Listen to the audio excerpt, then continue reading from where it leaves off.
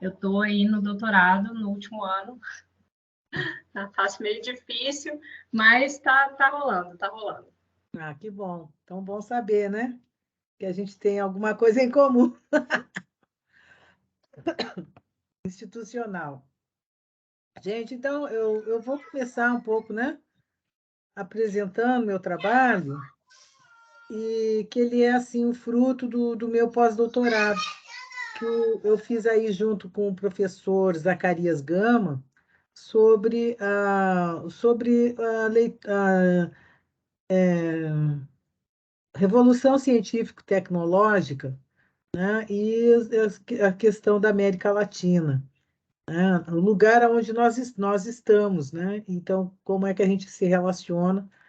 E aí, né, com o foco, meu interesse é, então, na formação de professores, né? E aí, então, e aí eu até vou colocar já, assim, uma questão que me parece, que me incomoda um pouco, né? Porque, assim, na medida que a gente vai... revolução científica e tecnológica tem tablets, aparelhos fantásticos, computadores incríveis, e aí isso não chega nos professores e tal, então como é que fica?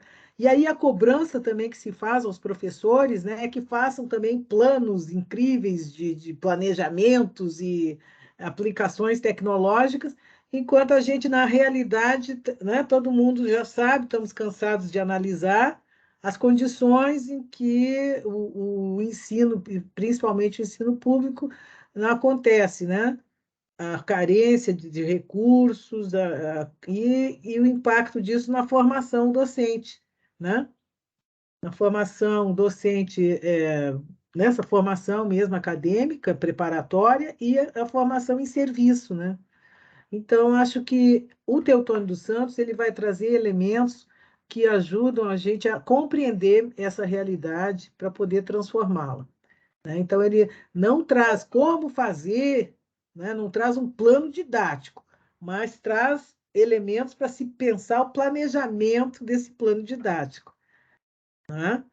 De se pensar numa questão mais prática e política da questão tecnológica.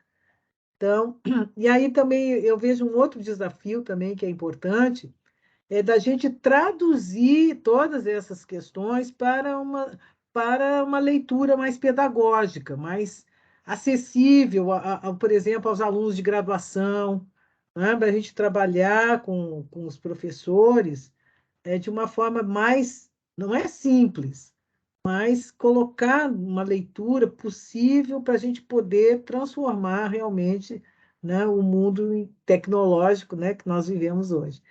Então, assim, eu já coloquei assim para vocês as coisas, questões que me suscitaram a leitura do Teotônio dos Santos, né? Então, eu fiz no pós-doc, junto ao PP, Universidade do Rio de Janeiro, a UERJ, né? Universidade do Estado do Rio de Janeiro, no Departamento de Políticas Públicas, PPFH, com o professor Zacarias Gama. Então, ele foi meu supervisor de pós-doc. E aí, nesse período, então, fiz a leitura de duas obras do Teotônio. O Desenvolvimento e Civilização, e o outro foi a teoria... Peraí, deixa eu ver uma coisa aqui. Construir Soberania, uma interpretação econômica de e para a América Latina. Então, são dois volumes. Desse construir soberania, e depois desenvolvimento de civilização. Aí, em desenvolvimento de civilização, ele já vai assim, dar uma facilitada na leitura, assim, sistematiza mais a experiência, né? Todo o trabalho dele, todo o percurso, e fica assim mais compreensível. Bom, então eu inicio, né, o trabalho fazendo, então, que tem o título Desenvolvimento Científico e Tecnológico na Era da Globalização, Implicação na Formação de Professores. Então, esse trabalho, né, eu vamos dizer assim, eu organizei em seis partes. Primeiro eu falo sobre a teoria da dependência, depois o desenvolvimento das forças produtivas, a revolução científico-técnica, o sistema mundial e o processo civilizatório, a revolução científico-técnica e a, a questão da revolução científico-técnica e terceiro mundo, e aí algumas considerações.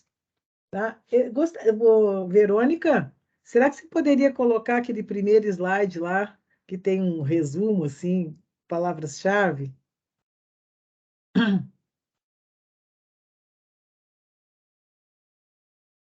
Então, Tá na mão, já vou compartilhar a tá. tela, tá? É só para orientar um pouquinho a minha fala,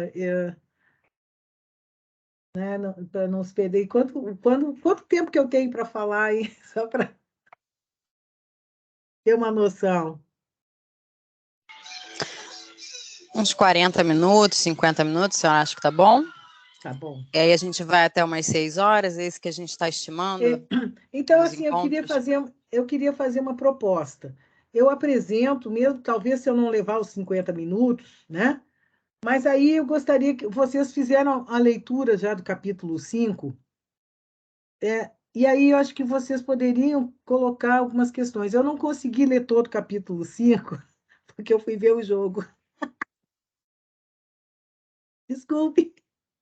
Mas então, é, mas eu comecei a leitura. E ali no capítulo 5, né, ele dialoga exatamente assim com a minha palestra.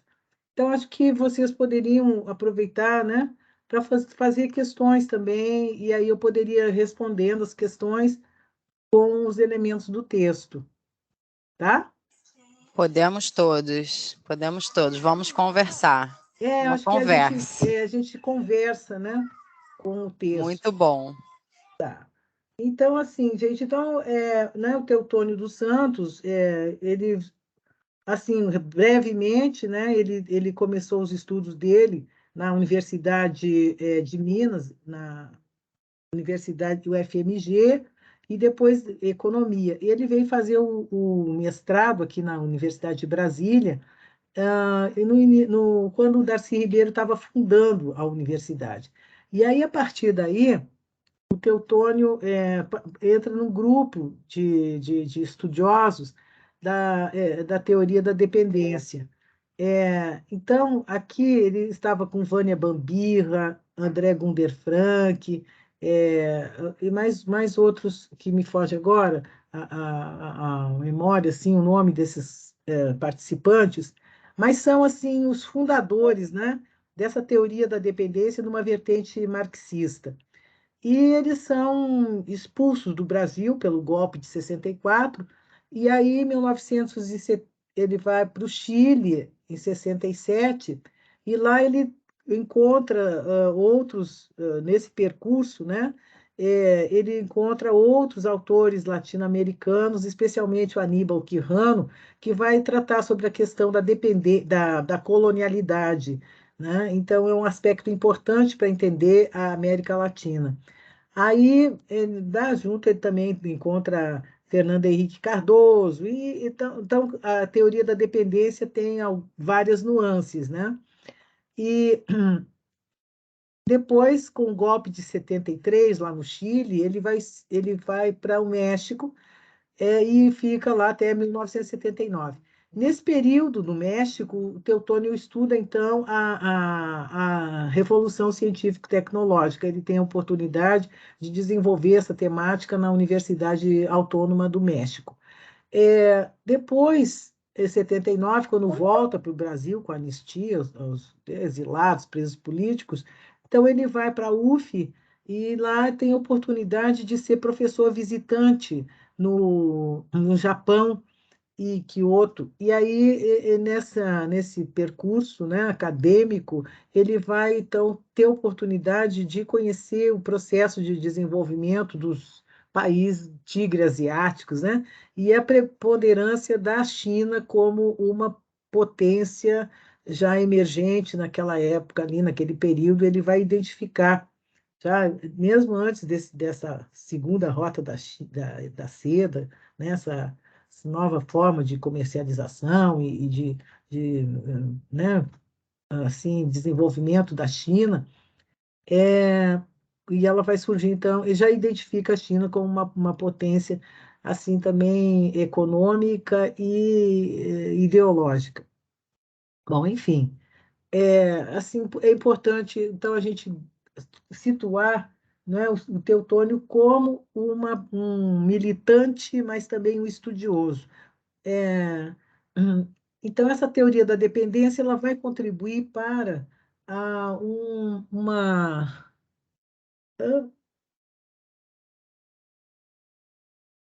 vai contribuir para um melhor entendimento, né, do que é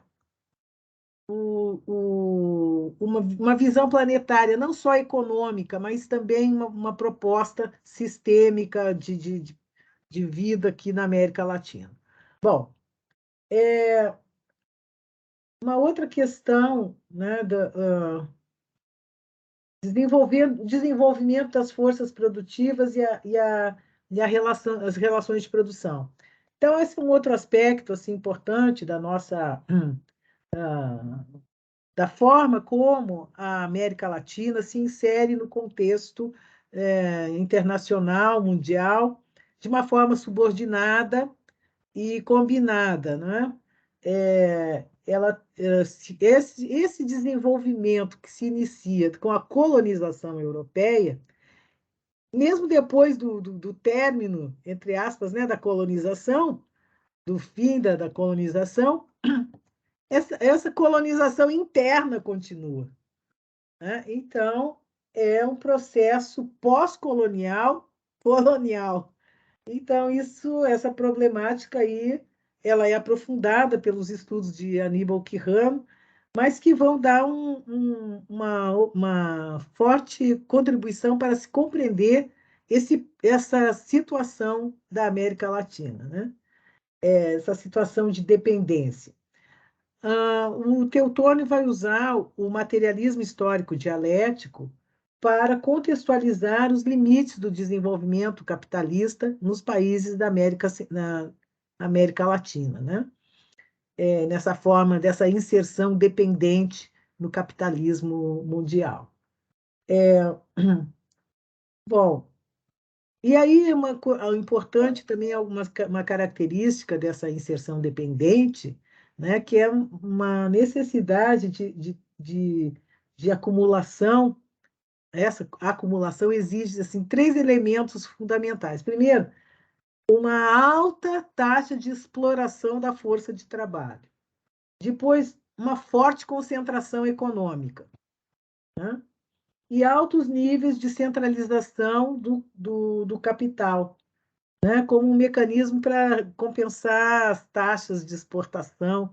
Ou seja, para manter os lucros, as altas taxas de lucros dos países centrais, há necessidade de uma compressão dos países da América Latina. Mas isso aí acontece, né, com a anuência das elites, com a repressão policial, né? Veja que até o próprio percurso do Teutônio ele vai mostrar, entendeu? Cada vez que os países começam a se expandir, vem ordens de cima e acontece repressão policial, tortura, ditadura, etc. e tal, exílios e, enfim, né? Toda essa história aí que marca os países latino-americanos.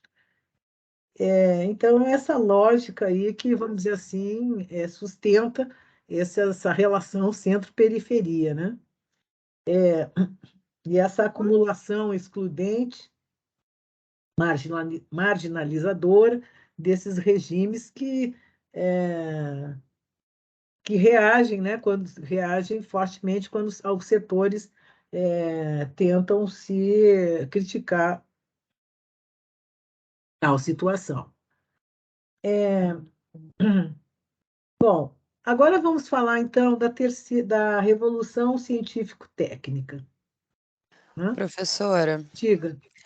posso voltar para o slide? A senhora vai me falando quando passar, tá? Tá. Eu estou no slide número 3, eu acho aí, é Revolução Científico-Técnica.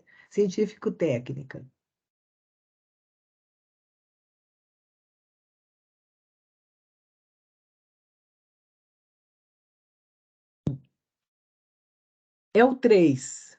É que eu coloquei assim, os componentes da análise da Revolução Científico-Técnica.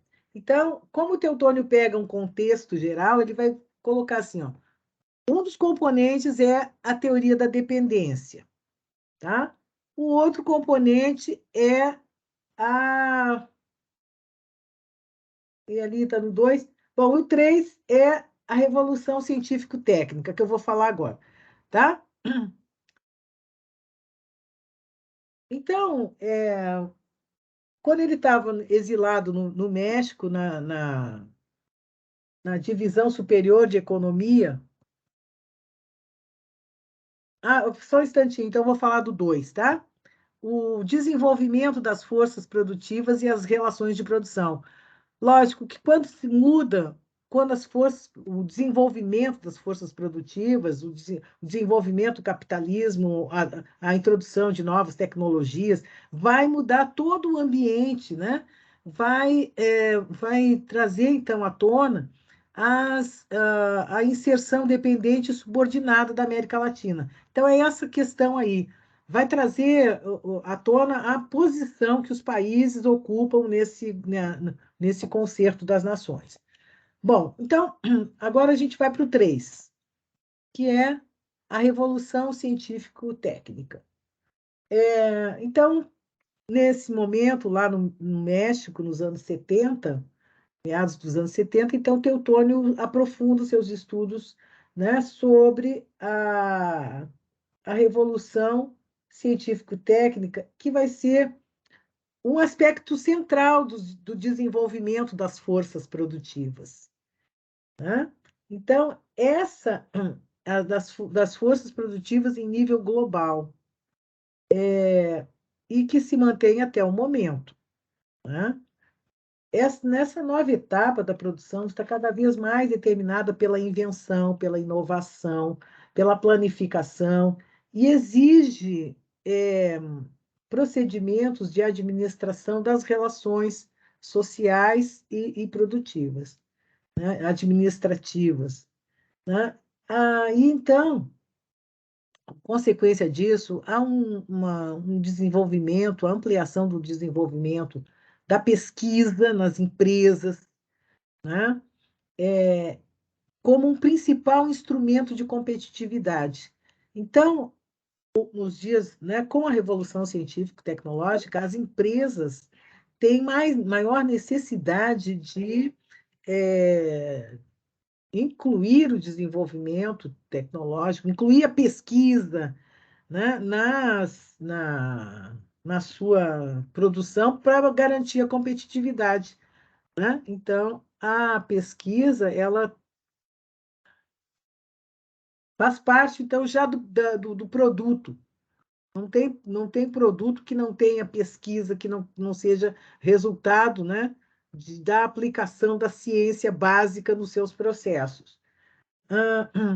Então, com isso, né, houve uma expansão das atividades científicas, acadêmicas, para que a pesquisa, então, fizesse parte da produção, né, seja parte da produção, e do conhecimento também sendo parte da produção. E os cientistas também como trabalhadores, né, do processo produtivo. Né? Então, o conhecimento passa a ocupar então, um lugar central na economia e na vida social e cultural. Né? Então, quando fala em sociedade do conhecimento, tem toda essa conhecimento aplicado na produção. Desenvolvimento das forças produtivas a partir da ciência fazendo parte do processo. Né? Então, Esse estudo da revolução científico-tecnológica leva o Teutônio a um estudo mais aprofundado do capitalismo de Estado, associado a uma concentração tecnológica e também a maior concentração de capital. Esses estudos mostram que a tendência do capital é desconcentrar suas unidades produtivas através de holdings e outras formas empresariais, né, que, ao mesmo tempo, essas unidades que são interdependentes. Ou seja, então, as empresas, as multinacionais, elas começam a se espalhar, né, pelo mundo, e concentrando esse conhecimento, né, e concentrando as formas de competição, né, em forma de conglomerados, em corporações multinacionais, né, e para garantir, inclusive, uma flexibilização financeira, sem restrições, ou seja, não existe mais fronteiras para esse capitalismo, né?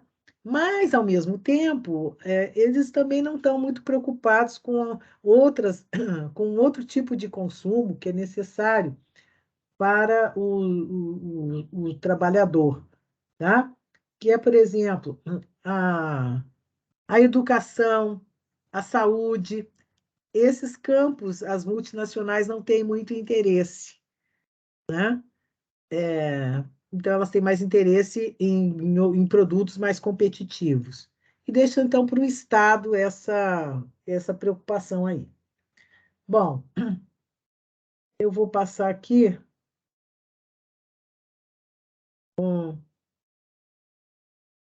Então, né, também os custos dessa produção, eles são muito altos, né? A introdução da ciência e a criação de laboratórios e de vamos dizer assim, espaços, né, de criação da ciência básica e dessa formação desse trabalhador, aí acho que é importante da gente destacar, né? Isso aí tem um custo muito elevado. Então, de certo modo, as empresas vão dividir com o Estado esses custos, né? E até isso, conforme o Teutônio identifica, que é algo assim contraditório, né? O neoliberalismo fala, é um movimento ah, que prega livre iniciativa, que o Estado deve ficar longe de tudo, ao mesmo tempo, na hora que ele, vamos dizer assim, vai reduzir os seus custos, aí recorre ao Estado, né? Então, a disputa, né, pela inovação científica e tecnológica se apresenta como uma das mais implacáveis, né? E vai marcar as novas tendências do capitalismo contemporâneo, né? Num contexto geopolítico de crescentes tensões e de reorganização de interesses estratégicos, de territórios e de capacidades locais de produção científica a nível planetário. Aí isso é importante, o Teutônio, ele vai assim, identificar assim, a questão geopolítica, a importância das regiões se qualificarem para estar nesse novo contexto da revolução científico-tecnológica, né? Então, eu destaco aí algo importante, que é a participação das regiões, sabe? Ou seja, do local indo para o global. Não podemos deixar de pensar nesse local, porque o local somos nós, entendeu? O local é a professora que está na sala de aula com o aluno, é a mãe que está em casa com a lição de casa, é o trabalhador do iFood, o trabalhador, entendeu, do supermercado, o trabalhador, o cientista, entendeu? Enfim, todos. Mas nós precisamos pensar nesse fortalecimento do diálogo, então a gente tem que pensar numa formação que seja, vamos dizer, que permita que todos participem, né? Então, acho que isso aí é algo bem, ele aponta para algo bem importante, do ponto de vista dessa igualdade. Bom, Um outro aspecto, que é o número 4, né, o sistema mundial e processo civilizatório, né? No livro do Desenvolvimento e Civilização, homenagem a Celso Furtado, de 2016, que ele resulta de mais de 15 anos de trabalho, né? Então, todo esse percurso ele vai colocar uma forma, né, nesse livro Desenvolvimento e Civilização. Então, ali ele vai articular, né, de um modo mais geral, as múltiplas determinações formuladas em seus estudos anteriores para iluminar os processos concretos com uma visão histórica de larga duração. Aí ele vai pegar os estudos de Fernando Brodel, né, que como um dos né, que ele é um dos principais teóricos do sistema econômico mundial. E Brodel propõe, então, uma análise histórica em 3 níveis, que fala de um tempo de curta duração, que é o tempo que nós vivemos hoje, o aqui e agora, né?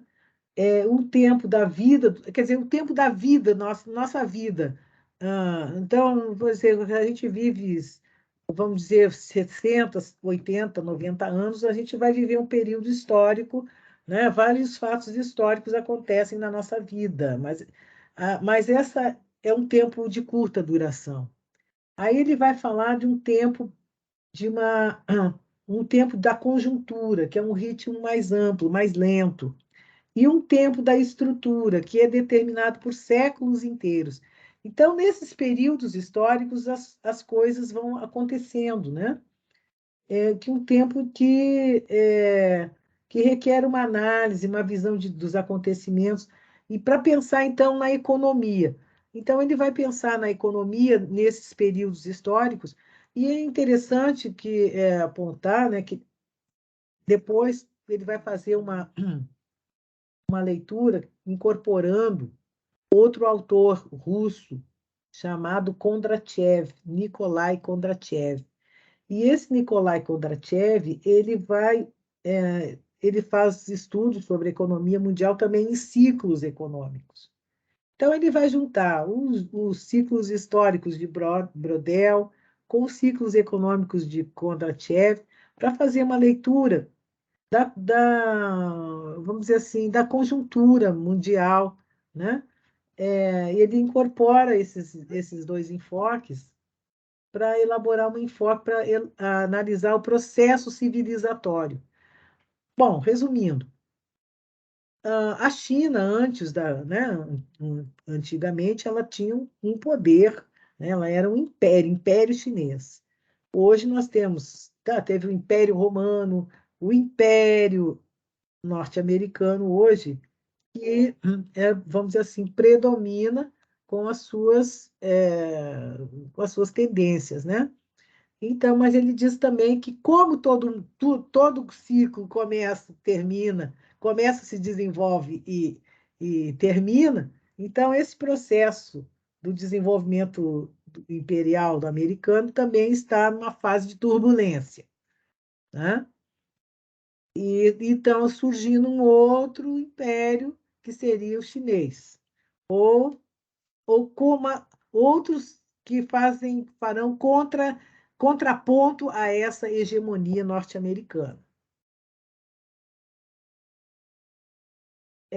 Aí também tem a contribuição de André Gunder Frank, que era um alemão que veio para o Brasil e economista, e aí ele acaba estudando a questão do eurocentrismo. E ele critica o eurocentrismo, também colocando como um momento histórico, né, que também tem seu começo, meio e fim, né? Então, nesses estudos e diálogo com outros, com Emanuel Wallerstein, e outros estudiosos, eles vão chegar a uma teoria do sistema mundo, ou seja, né, juntando a questão da teoria da dependência, juntando a questão da teoria dos ciclos econômicos, eles vão chegar, então, a uma proposta, um diálogo com a teoria sistema mundo, que é desenvolvida pelo Immanuel Wallerstein, né, que assim é um dos principais expoentes dessa teoria. Então, deixa eu parar aqui. Então, a pergunta que se faz é a seguinte, né? Nesse processo civilizatório, né, com mudanças comerciais, econômicas, científicas, tecnológicas e tudo, né, que tá relacionado com as visões de mundo, como se coloca, então, a nossa América Latina nesse contexto, né? Num contexto onde a China emerge no sistema mundial, né, com uma visão asiática de mundo, tá? Então, olha, essa é uma coisa importante de se destacar, a questão esses países que emergem na economia, nesse novo ciclo, eles trazem consigo uma visão sistêmica de mundo, né? E aí a pergunta que ele faz assim, nesse contexto, nós, América Latina, de que forma nós nos colocamos, qual é o papel da América Latina nesse contexto, né? Qual é o papel, como é que essa nossa região se coloca, emerge? Ela se insere de uma maneira dependente, subordinada, no sistema mundial, desde os fins do século XV, e quando é que ela vai superar, então, essa condição de colonial, né, que ela vive? Então, pensar, então, em outras formas de inserção da América Latina nesse novo contexto, com uma nova visão sistêmica.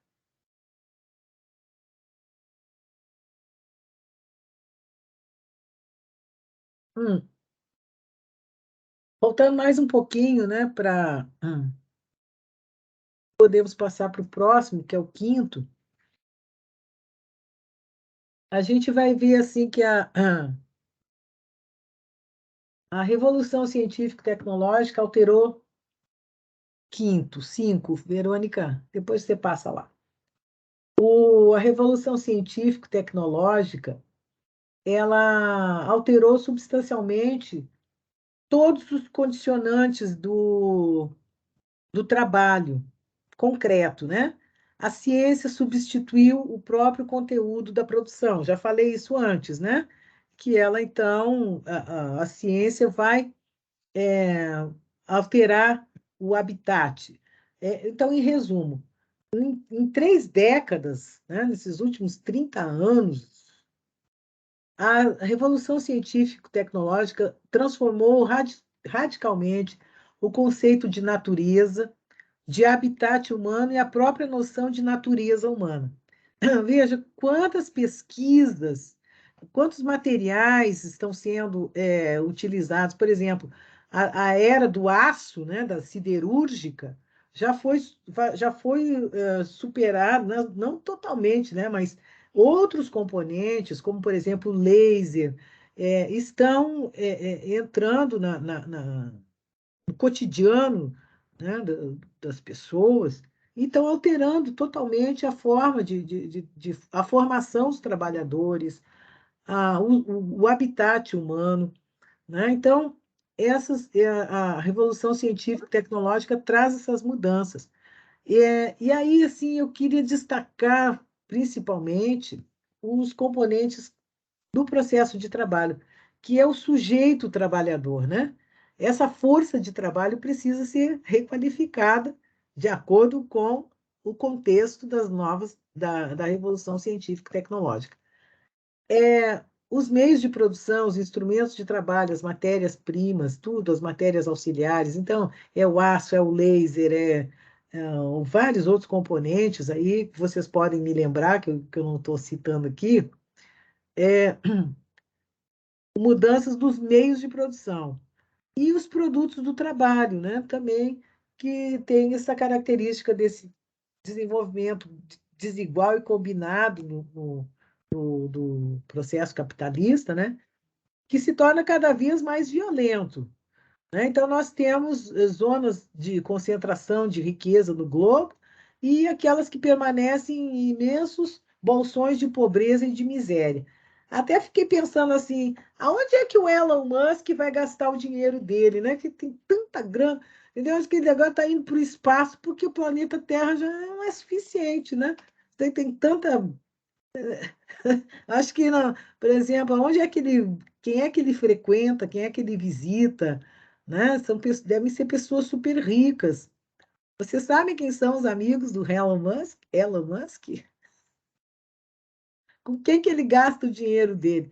Entendeu? Porque, né, essa concentração de riqueza é tanta, né, que a burguesia, o planeta Terra está insuficiente, porque tem mais pobres espalhados por aí, atrapalhando até, né, o modo como os ricos vão gastar o dinheiro, né? Curtir o dinheiro, enfim. São digressões que eu estou fazendo aqui. Bom, então, é isso, né? A revolução científica e uma nova ordem econômica. Então, eu quero destacar o sujeito trabalhador, os meios de produção e os produtos do trabalho. Uma outra coisa importante que também devemos destacar, eu acho que o próximo slide vai trazer, né? Eu acho que que é a substituição. Eu me perdi um pouquinho, pode passar. Ah, sim, lá está, né?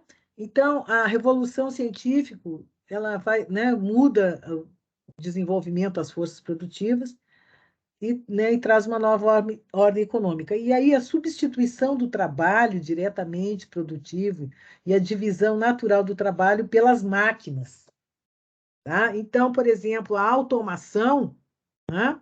A automação está tomando conta dos empregos e o trabalho humano já foi substituído pelas máquinas. Agora as máquinas estão substituindo máquinas. Então a gente tem um processo, né, de divisão do trabalho digitalizado. Isso é importante aí, né?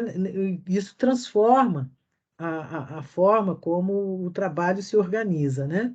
A empresa global, né? Essas empresas multinacionais com maior articulação de pesquisa e de desenvolvimento, né? O aumento do tempo excedente de trabalho do tempo livre. Aí vem a questão, né? Por um lado, se as máquinas fazem o trabalho humano, portanto, sobrará mais tempo para o ser humano ir trabalhar, passear, se divertir, não é? Há, há uma necessidade de uma menor diminuição das horas de trabalho, né? Isso já é um processo que já vem sendo desenvolvido, né? Discutido na França, nos países mais desenvolvidos, no Brasil, inclusive, né? A redução da jornada de trabalho. Na verdade, nós não precisamos trabalhar 40 horas por semana, né? Com menos horas de trabalho, é possível fazer toda a produção para a sobrevivência humana. E aí, esse tempo que resta, não é? A gente está vivendo ou a gente está sobrevivendo? Né? A gente está correndo atrás do trabalho. Então, por que tem tanta exploração assim do ser humano? Por que se trabalha tanto? Se trabalha 20 horas por dia, como se trabalhava no início lá do capitalismo? Vocês não acham que isso é uma contradição? Né? Ah, aumento do desemprego, diminuição das horas de trabalho. Então, há aí um problema que precisa ser discutido com todo mundo, né? Com os sindicatos, com os trabalhadores. E aí a gente tem toda uma questão, né? Hoje em dia, muito complicada, mas que a gente vai ter que enfrentar. Então, essa automatização que impacta a estrutura dos empregos e a enorme população dedicada a tarefas não diretamente produtivas. Ou seja, então, hoje, né, o trabalho com a cultura, com atividades que desenvolvam a espiritualidade humana, não é? Desse sujeito contemporâneo, que tem um papel, que tem a subjetividade como um papel muito forte, né? Então, veja que a revolução científica e tecnológica traz esses impactos, né, na jornada de trabalho, no aumento do tempo livre, mas também no aumento do tempo de horror, né? Porque também quem está desempregado, quem está fora da revolução científica e tecnológica e não está ganhando dinheiro para sobreviver, está desesperado, né? Então, esse tempo não é um tempo bom para quem está sem emprego. Bom, a substituição do trabalho, né, diretamente produtivo, e a divisão natural pelas máquinas, a empresa global, aumento do tempo de trabalho excedente do tempo livre. Então, eu estou recolocando de outra maneira aquilo que falei antes, né? O aumento do tempo livre e do tempo excedente, que permite o maior desenvolvimento da educação, na formação de novos quadros científicos, a introdução de mudanças frequentes na base produtiva. Então, essas mudanças, elas requerem maior investimentos na educação, né? Na formação humana. Novos ramos derivados diretamente da ampliação dos conhecimentos, né? Então, novos campos de conhecimento requerem, assim, acho que, por exemplo, eu achei interessante, tem um aluno aí, um colega meu, que está fazendo um estudo sobre as histórias em quadrinhos na formação, na formação docente. Então, é uma inovação, né? Porque é uma forma de trazer o conhecimento de uma nova forma para que as pessoas tenham mais acesso, né? Então, é uma inovação, né? Então, esses processos não estão acontecendo, aí a gente precisa estar atento e valorizar, né? Pensar que isso tem o seu valor de mercado e o profissional que trabalha com isso tem que receber um salário justo para viver bem, né? Bom, a automação impactou a estrutura dos empregos, já foi, né, colocado, e a enorme população dedicada a tarefas não produtivas, que é essa questão, né, do trabalho com a cultura e com outras coisas. Bom, pode passar para o outro slide, por favor?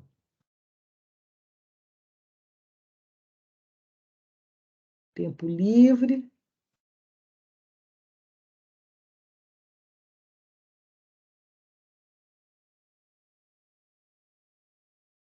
Sim, aí a questão da revolução científica e tecnológica e o terceiro mundo, né? Assim, como é que é a integração regional e as alternativas para a América Latina? Bom, então, visto que está todo mundo se desenvolvendo, as empresas estão negociando, estão fazendo interlocuções, então todo mundo está trocando conhecimento, as empresas, né, são mundializadas, romperam as fronteiras né, passaram das aduanas e já estão, né, desenvolvendo seus processos. Como é que Estados Unidos, por exemplo, né, já busca uma integração com o Canadá e com o México formando um bloco. Tem a União Europeia, tem outros blocos, outro bloco asiático, né? Então, esses blocos de interesses, né? Eles então estão desenvolvendo, fazendo uma contra-hegemonia à hegemonia dos Estados Unidos, né? A paz americana, tudo está sob controle americano? Não exatamente, né? Então, esses blocos já começam a questionar essa tendência, né? Bom, então, na América Latina, né, como é que essa mudança, os impactos da revolução científica e tecnológica como é que eles podem conviver, como é que a gente pode conviver com formas tão avançadas de tecnológicas e, ao mesmo tempo, com formas tão arcaicas, tão com a marginalidade de multidões, com emprego, né, precário, com a economia informal, tudo isso, né, esse desemprego explosivo, desemprego estrutural, que vai, então, causar situações que conduz esses países a situações explosivas. O Teotônio vai dizer o seguinte, que há um perigo de uma barbárie, vamos dizer assim, do crescimento do fascismo. Porque, para dar conta da marginalidade, né, os governos mais radicais, né, como esse que saiu agora, daqui do Brasil, quer dizer, está sendo, né, substituído, enfim, esse que perdeu as eleições agora, tem uma tendência mais de tratar o desemprego com formas mais violentas, né? Tratar os desempregados, as pessoas que são marginalizadas, de uma forma mais violenta. Por exemplo, o crescimento de milícias, o crescimento vamos dizer assim, formas de eliminar essas pessoas mais rápido possível. Enquanto, qual outra alternativa seria importante para tratar desse assunto? Seria, então, vamos dizer assim, aproveitar, então, esse tempo livre para o desenvolvimento de outras atividades que englobassem essas pessoas que estão desempregadas. Até a questão da jornada de trabalho, né? Acho que essa é a questão fundamental, né? A redução da jornada de trabalho, ou o fascismo. Pode passar para o próximo?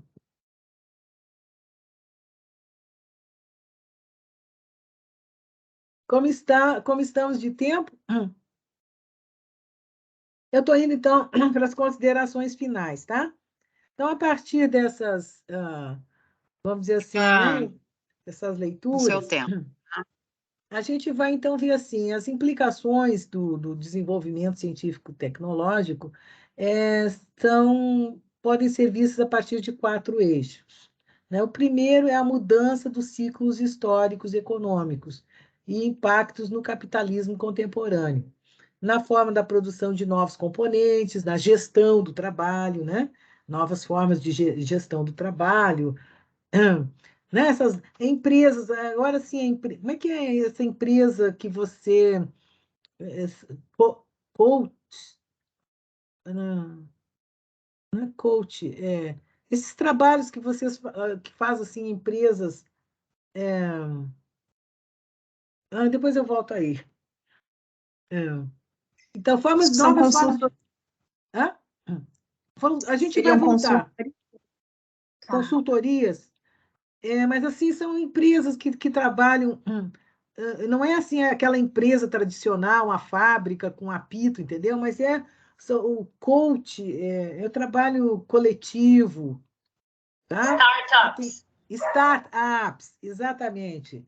Né? São escritórios com colaboração, é uma outra forma de gestão do trabalho, tá?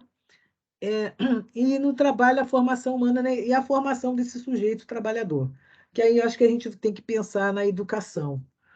Bom, o segundo eixo de implicação seria os valores econômicos, né? Qual é o espaço que nós ocupamos qual é o nosso lugar de fala nesse concerto das nações? Seremos centro ou periferia? Tá? Temos que superar a visão colonial, hoje, aqui e agora. Bom, o terceiro eixo são os investimentos tecnológicos, né?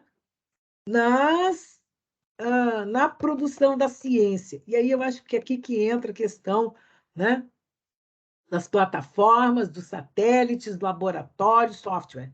Na pandemia, todo mundo teve que ficar em casa, bababá, bababá, e aí, na hora de se pensar, mas como é que as escolas vão ter acesso às plataformas? Né? A gente tem satélite, ou a gente depende do Microsoft, Nós dependemos do Microsoft, né? Da Microsoft, e se eles desligarem esse botão aqui, acabou-se tudo. Nem banho a gente vai poder, banho quente a gente vai poder tomar, né? Quem dirá mandar um satélite para o espaço, né? Então, isso aqui, né, depende também de um lugar importante, de lugar de fala das nações nesse lugar aí no mundo. O outro eixo, 4, são as novas relações da cooperação científico-tecnológica entre as regiões, né? Para fortalecer o equilíbrio e a constituição de uma cidadania e civilidade planetária, né? A questão é a seguinte, não dá para apertar o botão do nuclear, tá? Porque vai matar todo mundo, né? Então, tem que haver aí um diálogo, um equilíbrio entre os países para que todos possam viver no planeta Terra. Não é só um país que vive no planeta Terra, entendeu? E se tiver uma guerra nuclear, vai ter para onde ir. Não tem. Nós temos só um planeta que está agonizando, que tem um período muito curto de existência e que nós temos que cuidar. Então, a gente vai ter que arranjar novas formas para cuidar desse planeta, dessa convivência, dessa civilidade planetária. São vários desafios, né, que estão surgindo nesse cenário. Então, o próximo, eu ainda tenho mais duas considerações parciais, tá? Pode passar, por favor? Então, bom, então essa estrutura de poder, né? Que, então, é importante, né, pensar nessa estrutura de poder, como é que ficam os países? Que lugar nós ocupamos? Somos centro, somos periferia? Que grau de autonomia nós vamos ter nesse concerto das nações, né? E, e aí, assim, uma coisa importante nesse investimento na formação humana, isso que eu quero focar, que são as prioridades em educação básica, em construção de escolas, em formação de professores, né, do ensino fundamental, né, primário, secundário, ensino fundamental, em séries iniciais, ensino médio, né? E a criação de infraestrutura para alimentar, para a saúde, né? Para essa população juvenil, né? Para ela poder, então, se preparar para constituir essas novas bases, porque a gente só pode pensar numa participação, né, de uma nação se a gente tiver gente bem alimentada, bem nutrida, que tenha tempo para estudar, condições de aprender, né, de escrever, de interpretar um texto, enfim, né? Para atender, então, essas necessidades produtivas num futuro, né? Onde tudo está mudado e, então, necessita de tem outras necessidades de formação. E aí, né, é preciso, então, ter uma visão mais global da tecnologia, né? Da tecnologia contemporânea, que não é só para a gente pensar nos aparelhos e nos planos de aula e não sei o quê, mas é pensar nessa visão mais global, nessa formação dos recursos humanos, no desenvolvimento econômico, né? Nessa formação humana que depende de investimentos numa sólida formação docente com acesso aos avanços tecnológicos. Forte formação docente com acesso aos avanços tecnológicos. Eu acho que terminei. Não, peraí, vai ter mais uma ainda? Considerações? Né? Então, esse mundo planetário ou fascismo? Quer dizer, o Teotônio, então, né, ele coloca, né, que esses avanços criam obstáculos e a questão do desemprego e da marginalização, que como será tratado, né? Como será tratado? Esses desempregados são associados aos criminosos e bandidos e, portanto, né? Nessa filosofia não, nesse modo de ver, né, de combate à criminalidade, é bandido bom, bandido morto, fascismo. Então, é uma forma de tratar do problema do desemprego, criado, né, decorrente da Revolução Científica e Tecnológica. Bom, então, no capitalismo o capitalismo contemporâneo leva à reorganização dos interesses estratégicos, territoriais e da maior participação do Estado como árbitro de contendas entre conglomerados empresariais, e aí esse movimento contribui também para um fortalecimento do poderio militar, que é uma outra questão, tá, importante aí nesse contexto, e aí a necessidade, né, também de uma nova cidadania e civilidade planetárias. Então, temos que pensar no meio ambiente, na formação de pessoas, no acesso ao conhecimento, né? Então, isso exige vamos dizer assim, uma civilização mais, vamos dizer assim, igualitária, né? É isso.